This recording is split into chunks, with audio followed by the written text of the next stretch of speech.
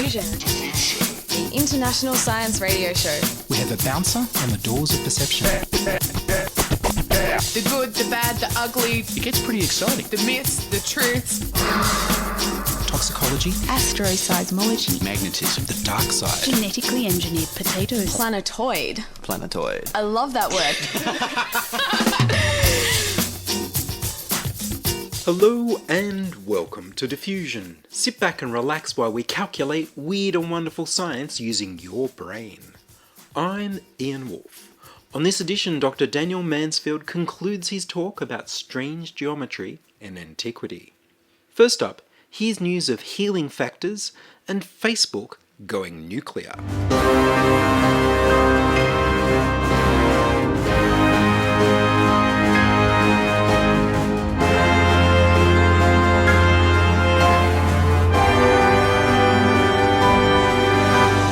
Muscle regeneration. A team from the Australian Regenerative Medicine Institute at Monash University have discovered that a protein called nicotinamide phosphoribosyltransferase in zebrafish stimulates the growth of muscle stem cells, leading to healing.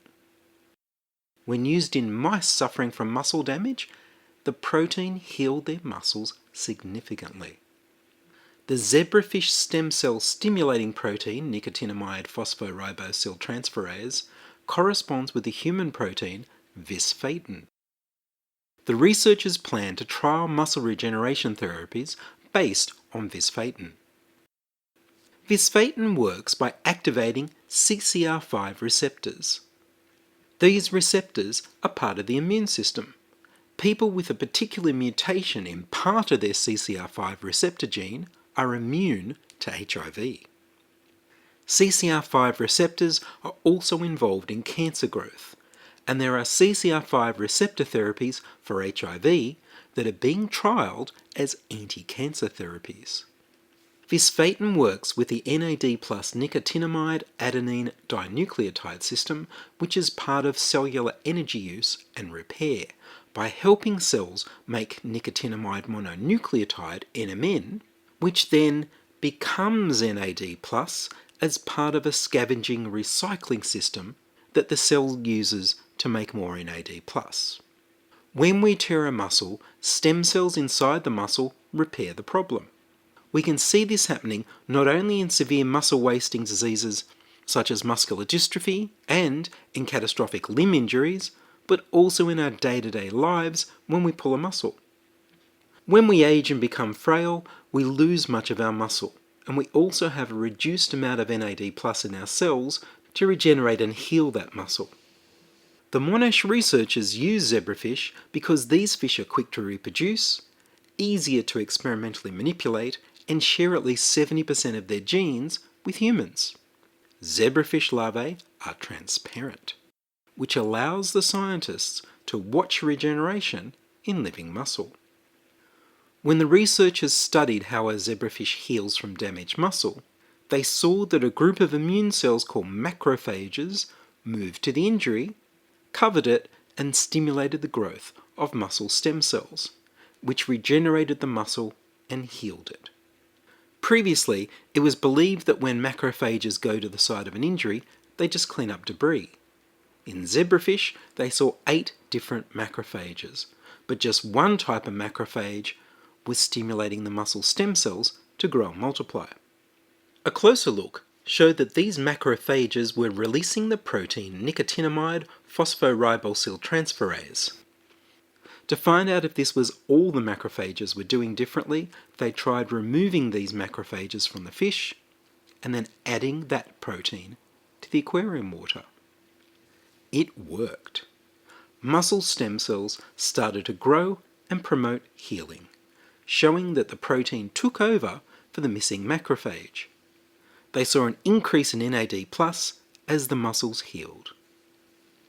The Monash team next tried placing hydrogel patches containing visfatin into mouse models of muscle wasting disease. It completely healed the muscle and returned normal movement, even after severe muscle trauma. mice engineered to express a larger than normal amount of visfatin in their skeletal muscles had elevated NAD+ and metabolite levels and showed improved exercise endurance capacity when allowed to exercise at will. In another experiment, the team found that giving mice nicotinamide mononucleotide, NMN, helped their skeletal muscles heal in the same way as giving them visfatin, which makes sense as visfatin makes NMN. This is strong support for Professor David Sinclair's research on NMN treatment to restore youthful body repair to older people.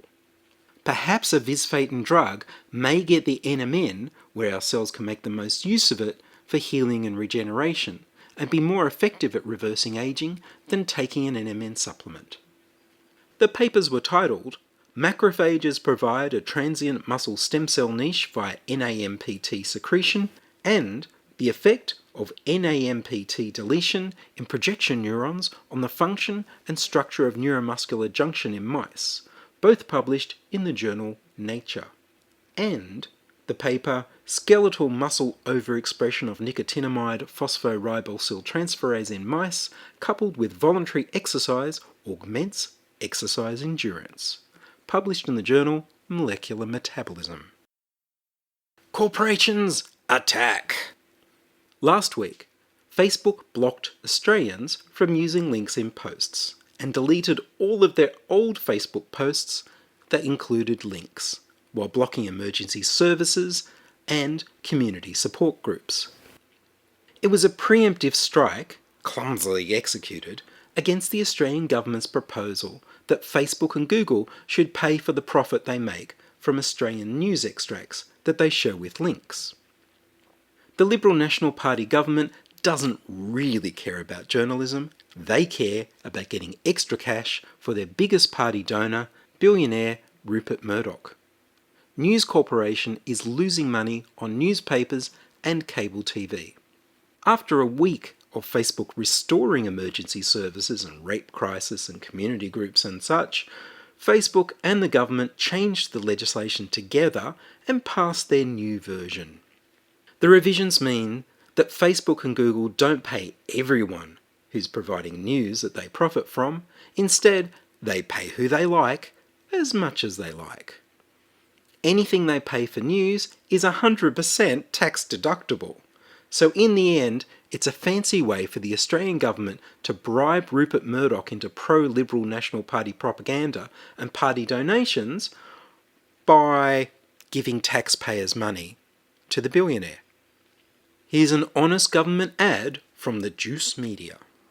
Hello, I'm from the Australian Government with a message from our Prime Minister. In the digital age, our favourite media monopoly is suffering. It now has to compete for ad dollars with tech platforms. As firm believers in the free market, we can't let the market get away with this, so we've come up with a way to tilt it back in favour of this giant tumour. Introducing the News Corp bargaining code. Because we can all agree that Facebook is the problem. It's become too powerful, pays all taxes, promotes fake news, and then it tried to bully us. Your government. We can't let such power fall into the hands of this billionaire. That power needs to stay in the hands of this billionaire who's become too powerful, pays all taxes, promotes fake news, and bullies your government. News Corp bargaining code. The News Corp bargaining code recognises that traditional media is struggling. As advertisers shift to Facebook and Google, thousands of journalism jobs have vanished, many of them in regional areas. Sure, we could fix this by taxing tech giants and investing the revenue into quality journalism, but then we'd have to close tax loopholes, and we can't do that to our friends. Plus, it means we'd end up with quality journalism, and if we want more of that. So instead, we came up with a law to make Facebook and Google prop up mega news corporations by making them pay for news content linked to their platforms. Will that help our ailing media? The code doesn't ensure the revenue will go to journos instead of shareholders, and we don't really give a shit. The only reason we're doing this is to keep our propaganda department in business. News Corp bargaining code. The best part of the code is that instead of trying to fix what people don't like about big tech, it encourages traditional media to get in on the action. That's why rather than introducing stronger privacy laws to prevent your data being mined by these guys, the code lets these guys mine some of that data too. It also gives them access to changes to the algorithm, which means our friends will have inside knowledge that lets them optimize their content for clicks and ad revenue. And we all know that's what the world needs. More corporate clickbait bullshit. In short, the code aligns the interest of big media and big tech, thereby ensuring that they have a shared interest in destroying human civilization for profit. News Corp Bargaining Code.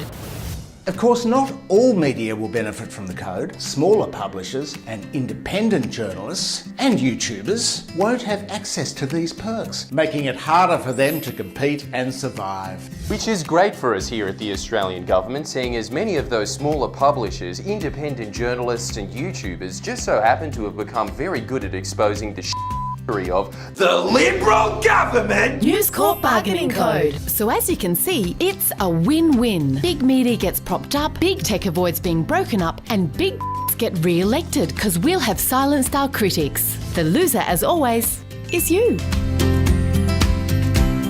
Authorised by The Liberal government. You can support the Juice Media to make more honest government ads at patreon.com/thejuicemedia.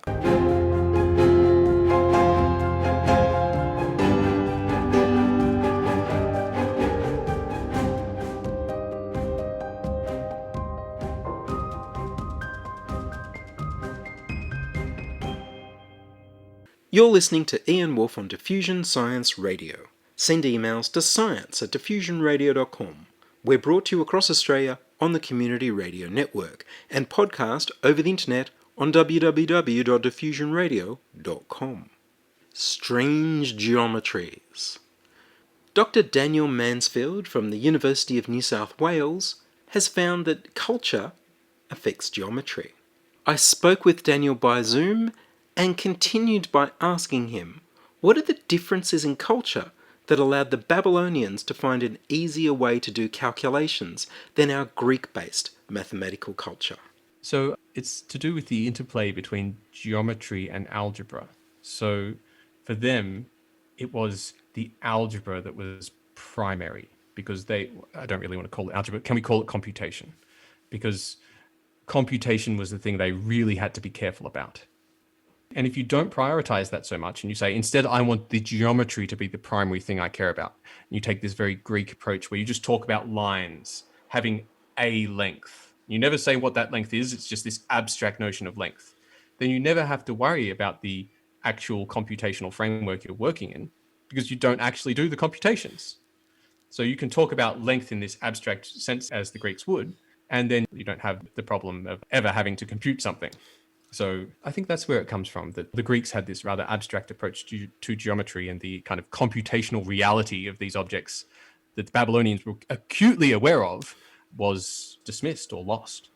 So it's almost like the Greeks really just thought of all this as philosophy, as ideas to play with, and it's when we started to try and apply it that we came up against computational problems that Yes. the Babylonians never had because they used a computationally easy way to do it. For them, it was always the computation came first. There was never that stage of philosophy where we thought, I should be able to have rectangles of any imagining. They said, no, you can have these rectangles. Here are your handful of rectangles. I like to imagine they even had them like made of wood and they carry around with them the rectangles that they would use and talk about them. And you go to your Babylonian school down the road with your rectangles and they'd say, but I have these rectangles, and you compare your rectangles and do things with those actual objects. Whereas in ancient Greece, you have people talking about a line. It's just a line. How long is the line? Don't ask those questions. It's just the line. Its length is its length. If you go to Babylon and say a line, then its length is 5 or some fixed length. It's always got a length. They've probably got it in front of them. It's not abstract at all. So they always know how long a piece of string is. The piece of string is fixed, yes, and it's probably one of those nice numbers like 5 or 4, not 7. 7's, they don't like that one. That's a bit tough for them. So they'll avoid numbers like 7. So should we be adopting some of these easier ways to compute, these easier ways to work out geometry? I think there's a place in the world for that kind of thing, particularly in an environment where your computational abilities are very constrained. So I like to think of, say, you've got some deep space probe that doesn't have a lot of power to work with. Every floating point computation just uses a relatively obscene amount of computational power. maybe we could avoid all that by adopting this Babylonian approach and just program the probe to avoid things like dividing by 7, because that takes a lot of energy, and instead rewrite the programs to have this more Babylonian approach. Interestingly, when computers were first created, they used this same Babylonian approach. And then the IEEE floating point standard came along and said, actually, no, you can't do it any which way. You have to do it this particular way. And floating point arithmetic all of a sudden became very expensive. But the original way of doing the arithmetic in the original Babylonian way was actually computationally just ridiculously fast, which is why the original computers were made that way. Yeah, unfortunately, we don't do it that way anymore. It's a compromise. I should say it's a compromise, because the Babylonian way is very fast, but you can only get so far with it. You can't do everything you might want to do. For example, divide by 7. The modern way, you can do everything, but it's much more computationally expensive. And how did you come to be interested in this field? What drew you to it?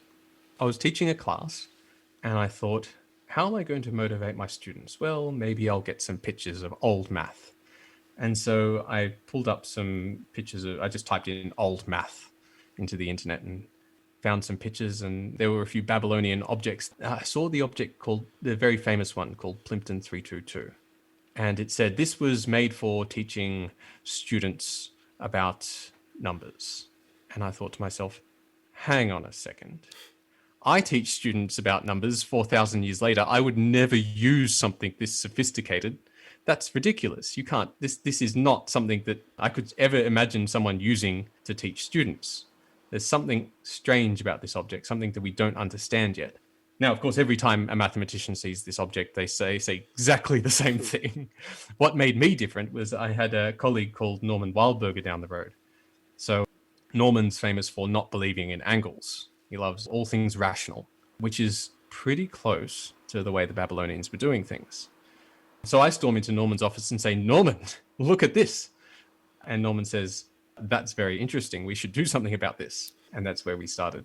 And so if people wanted to follow in your footsteps and have a career looking at exact sciences in antiquity, what would they study? How would they go about it? What would they study? Akkadian. So you'd need to study a bit of the language. There's loads of fabulous books out there. So I definitely recommend Jens Heurup, Lengths, Widths and Surfaces. That's one of the best books out there. It's very readable, contains loads of pictures and wonderful geometric examples, and really shows you that you can do geometry without modern algebra. See, we think geometry and algebra are very closely intertwined, and one is just, they're two sides of the same coin. And then you've got this Babylonian approach, which does geometry in a completely different way with no algebra whatsoever. And you really have to rewire your brain to think about what they're doing, because it's just so wonderfully different, which is fantastic, because the way maths is approached in school is as this universal language. There is one way of doing things. There's one correct answer. And of course, we believe that because that's the way it's presented. There's just one geometry, essentially just one way of looking at geometry in modern mathematics.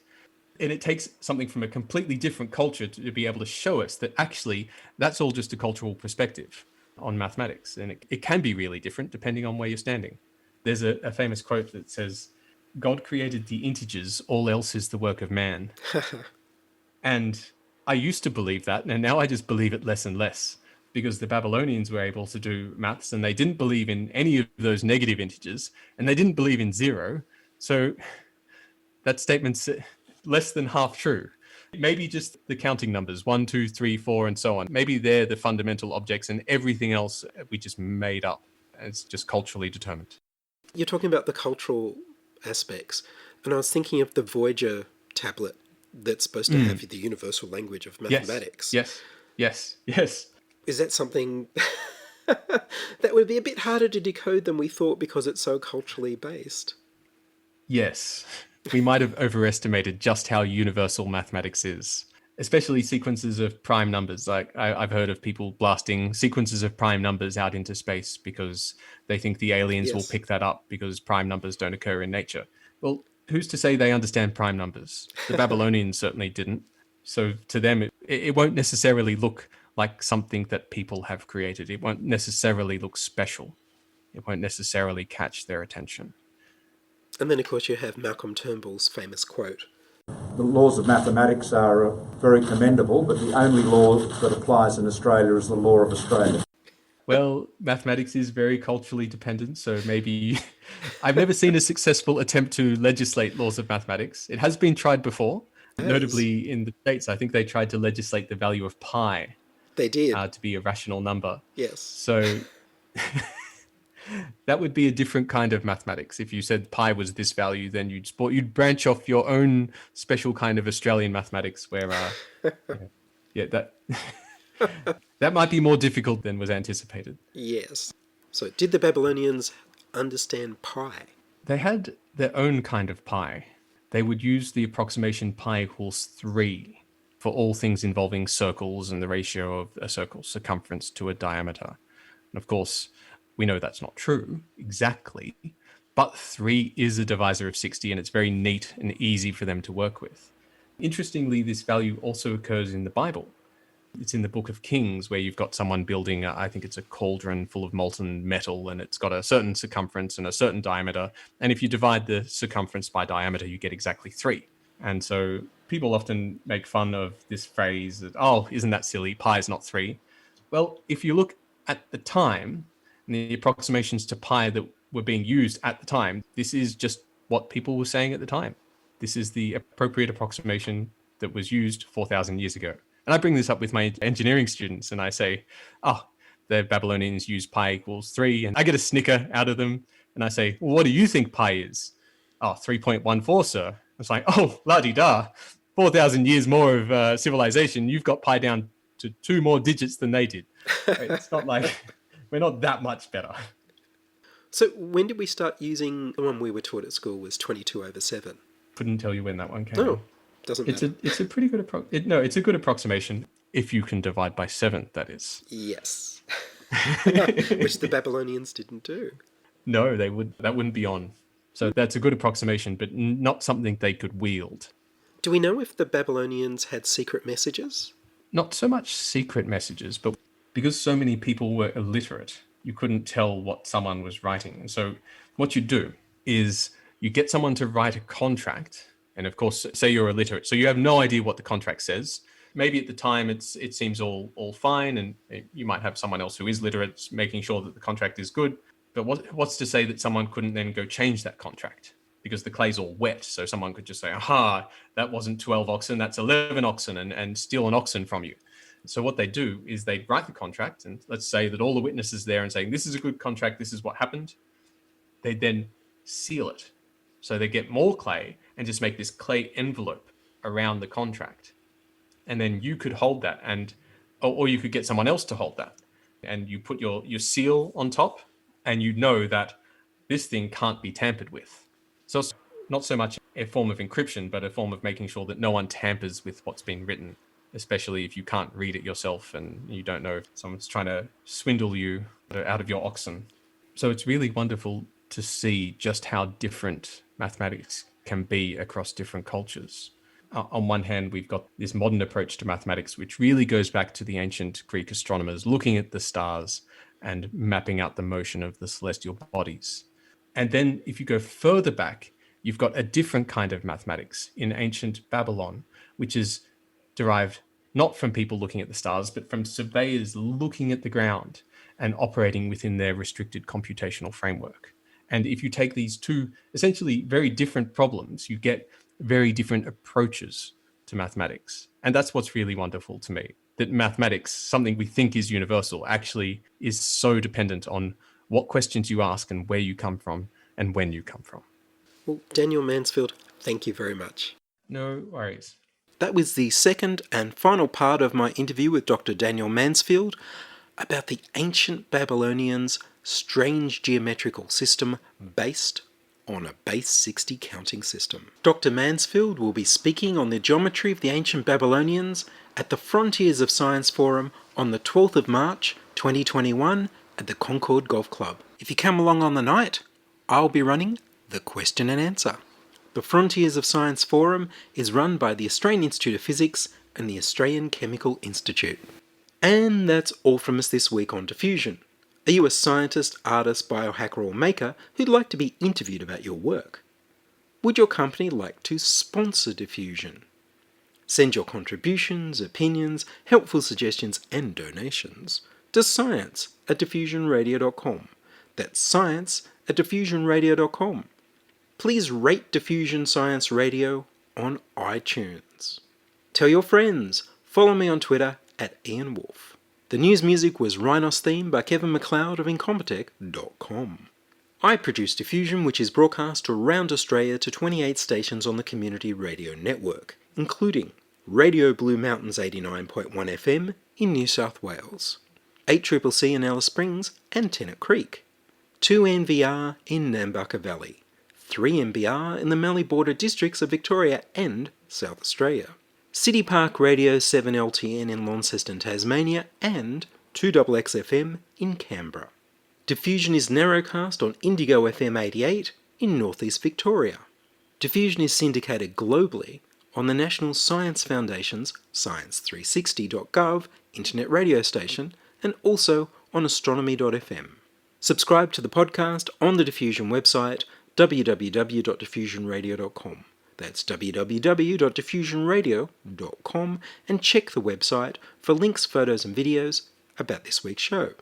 If you enjoyed the show, you can explore more than 1,000 previous episodes archived on diffusionradio.com, where the shows are labelled by keywords, so you can focus in on the stories you want to hear.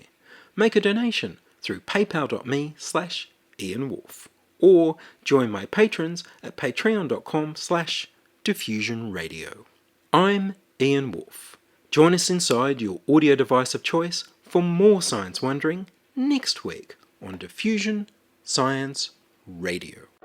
Science is fun. It helps you to learn, to know, and to appreciate. When you study science, you may go on field trips. You discover the marvelous interrelationships between all living things. You learn to read the history of the Earth as it is written in rocks and fossils. You find out what makes things tick, everything from a molecule to a living organism. In the study of science is found the most useful and satisfying knowledge of man. Knowledge of his physical world, its past, its present, and its future. And in your moments of relaxation, now and in the years to come, you will find the study of science leading you into fascinating pursuits. Photography, collecting. Why study science? Study science because you will find in the study of science a richer, more rewarding life.